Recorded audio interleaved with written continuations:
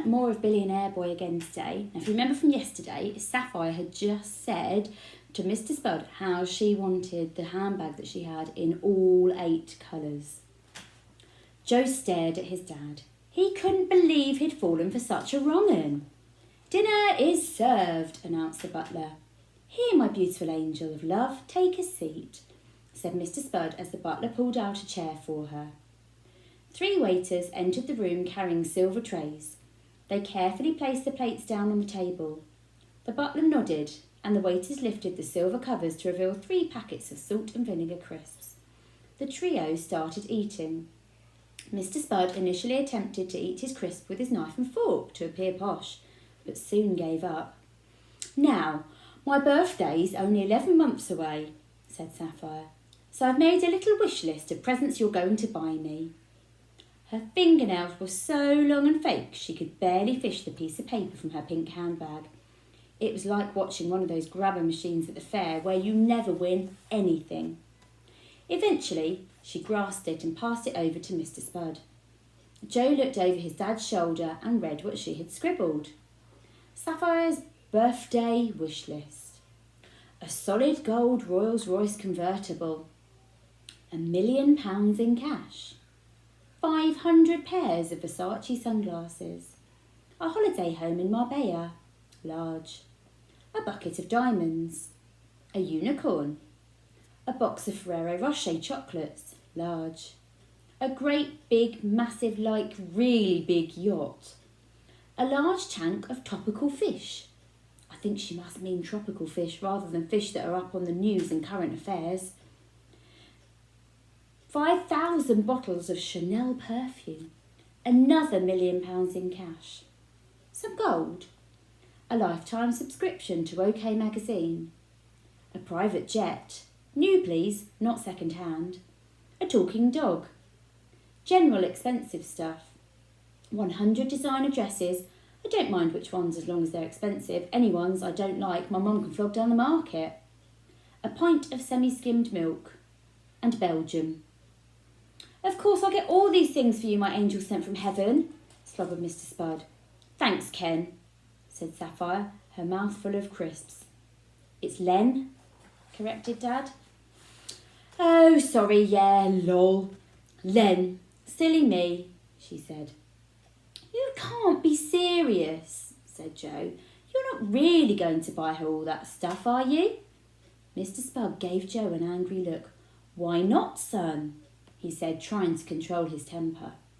"Yeah, why not?" said Sapphire, definitely not controlling her temper. Joe hesitated for a moment. "It's plain to see that you're only after my dad for the money." "Don't talk to your mother like that," shouted Mr. Spud. Joe's eyes nearly popped out of his head. "She's not my mother. She's your girlfriend, and she's only 7 years older than me." "How dare you?" fumed Mr. Spud. "Say sorry." Joe defiantly remained silent. "I said say sorry," shouted Mr. Spud. "No," shouted Joe. "Go to your rooms." Joe pushed back his chair, making as much of a clatter as possible, and stomped upstairs as the staff pretended not to see. He sat on the edge of his bed and cradled himself in his arms. It was a long, long time since anyone had hugged him, so he hugged himself. He squeezed his own sobbing plumpness. He was beginning to wish that Dad had never invented Bumfresh, and they were all still living in the council flat with Mum. After a few moments, there was a knock on the door. Joe sat in defiant silence. "It's your dad." "Go away," Joe shouted. Mr. Spud opened the door and sat down next to his son on the bed. He nearly slid off the bedspread onto the floor. Silk sheets may look nice, but they aren't very practical. Mr. Spud bum-jumped a little nearer to his son.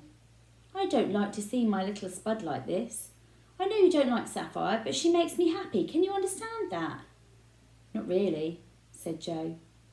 "And I know you had a tough day at school too, with that teacher, the witch, and with that ungrateful boy, Bob. I'm sorry, I know how much you wanted a friend, and I know I didn't make it any easier. I'll have a quiet word with the headmaster, try and sort things out for you if I can." Thanks, Dad, Joe sniffed. I'm sorry I was crying. He hesitated for a moment. I do love you, Dad. Ditto, son. Ditto, replied Mr. Spud. Chapter 13. New Girl. The half-term holidays came and went, and when Joe returned to school on the Monday morning, he found he wasn't the centre of attention anymore. There was a new girl at school, and because she was so pretty, everyone was talking about her. When Joe walked into his classroom, there she was, like a giant unexpected present. So what's the first lesson today? She asked as they walked across the playground. Sorry, spluttered Joe. I said, what's the first lesson today?